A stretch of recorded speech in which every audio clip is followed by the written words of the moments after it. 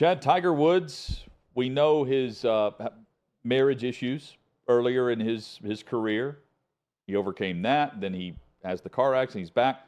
He's got the girlfriend issue now where his ex-girlfriend is suing him. Erica Herman is her name. Suing him for $30 million as a lawsuit, claiming she was tricked last October into leaving Tiger's home, his mansion. I shouldn't even say home. His mansion in Jupiter, Florida, and that he refused to let her back in the home. And the details here, you can find at Outkick.com. It says that Tiger's handlers, there was a non-disclosure agreement signed, by the way, told her to pack a suitcase for a short vacation, and when she arrived at the airport, they told her she had been locked out of her residence in violation of the oral tenancy agreement, in violation of Florida law, according to her legal team here. Further claims that Tiger picked up the tab for a hotel room and certain expenses, but that lasted a short period of time.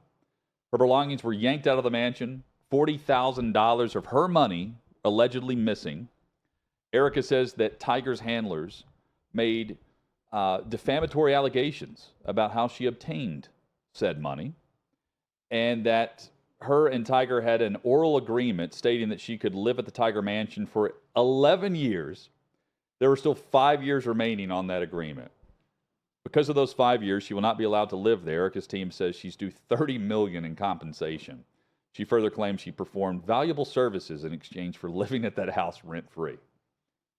Amazing. I'm fascinated with the, like the old possession is 9/10 of the law thing or whatever, which I don't know if that's even true or not. But oral agreement about living in a house? Again.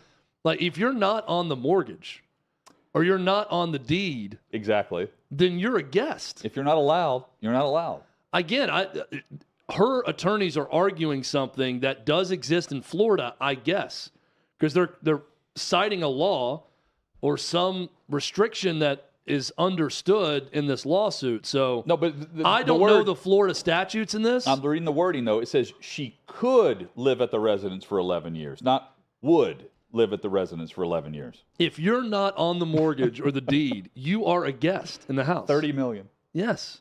And she has $40,000 in cash there? My children are just guests at my house. They're not on the deed. They're not paying the mortgage.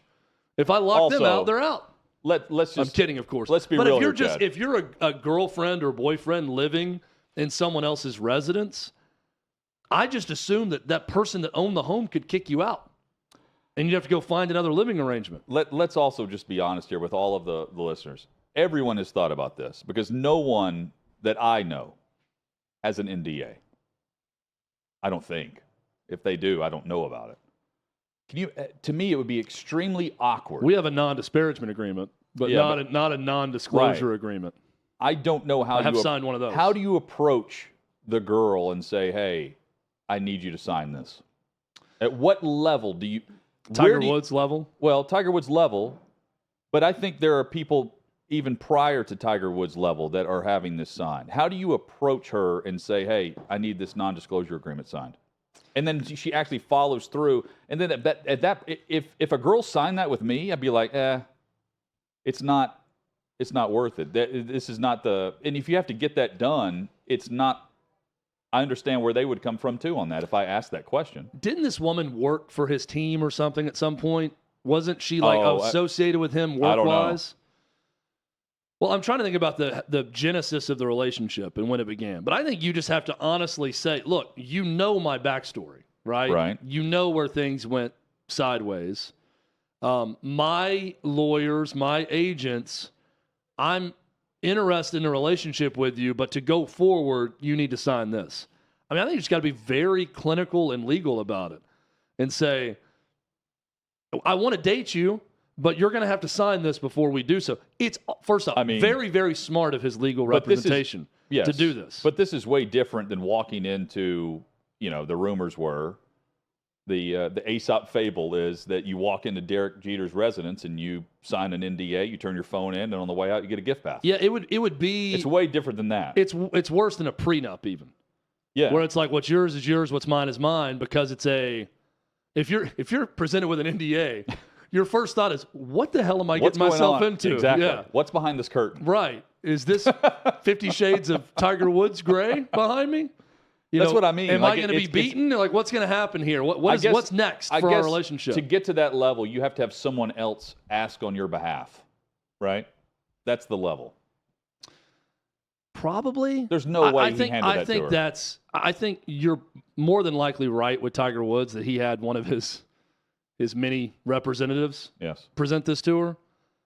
I think if you're in a relationship, and that's probably the worst way to go about it, I think he would need to be the one to do it. Like she's getting served, at her apartment. And it's like, hey, I'm one of Tiger's 18 lawyers. I need you to sign this NDA. I think it'd be better probably if he brought it up to her. But, I mean, never had to ask anyone to sign an NDA, so what do I know? Same. Never will, probably. We're not Tiger. That's the hope. But again, like I wonder what level. I think we would be surprised at what level NBA player, what level NFL player has the non-disclosure agreement available. I think we'd be shocked. Well, I think I bet there's a practice squad player that has one. Oh, yeah. I think everyone who probably makes over $1 million a year would be eligible for NDA presentation. Eligible but willing. That's the difference. Like, would you be willing to present the NDA? Depends on... knowing you don't even play. Depends on the girl. Right? I mean, I think many would be like, get out of here. I'm not signing this. And a lot are like, I'd love to date this practice squad player. Maybe so I'll do whatever it takes. Maybe so. Very eager. There's many that are very eager that want to sign that NDA. Ole Miss leads Tennessee by 2. It's 21-19 with 10 minutes remaining first half. We'll keep you updated on that score from the SEC tournament. Chad, you've got John Rahm from the PGA Tour saying players should be, quote, thankful for Live Golf pushing the tour into making changes. The PGA Tour says that these were all coming anyway. No. The Live Tour has pushed this forward. This can be the light at the end of the tunnel for the Golf Association that Mickelson was saying he could not even use the clips of his own highlights from his career whenever they're doing the match on TNT. He's having to pay the PGA for his own highlights. Those things are changing down the road, and they're getting more money now in the win and making the cut purse. There are even some events coming up where there will not be a cut. I wonder where they got that idea from. Yeah. Because if you don't make the cut, you're not getting paid. If everyone makes the cut, you're getting something for showing up and participating in the tournament. Rahm's right. There's a lot of criticism about the Live Tour. Think whatever you want about it, but it has enacted change on behalf of every professional golfer there with the PGA. Well, some are claiming that the Live Tour had nothing to do with the no-cut tournaments, and others are saying, no, it absolutely has a lot to do with the no-cut tournament. What's going on with that?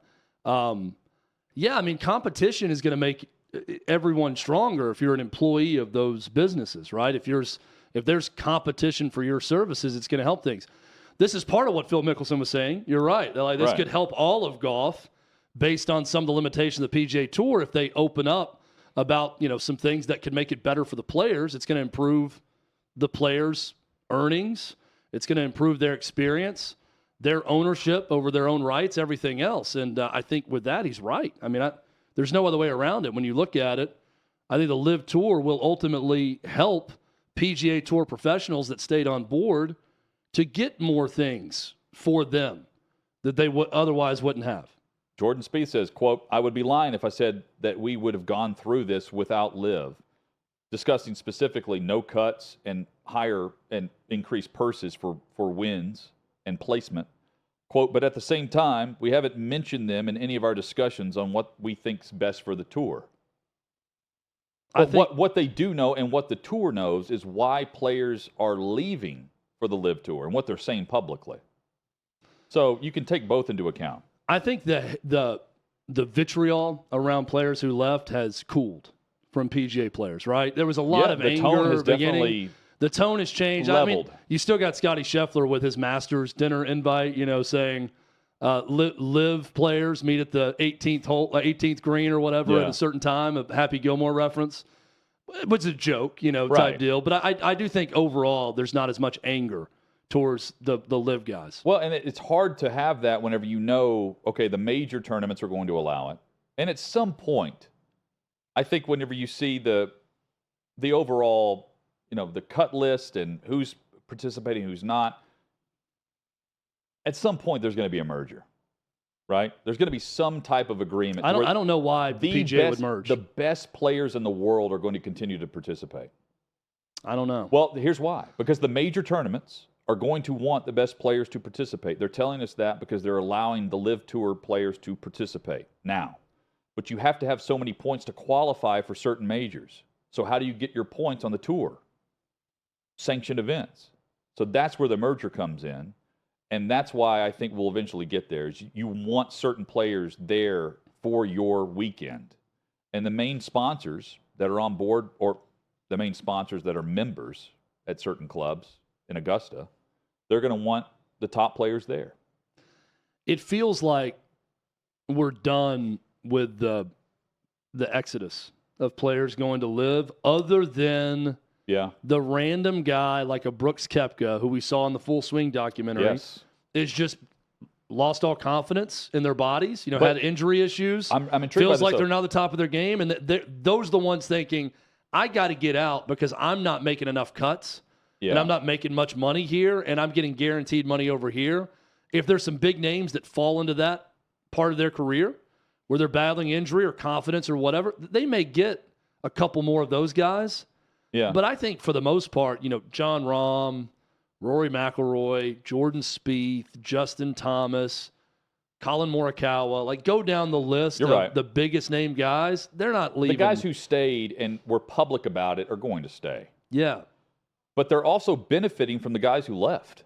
You know what the Live Tour could become if it, survives and it keeps going for a while? It could become the Seniors Tour quicker.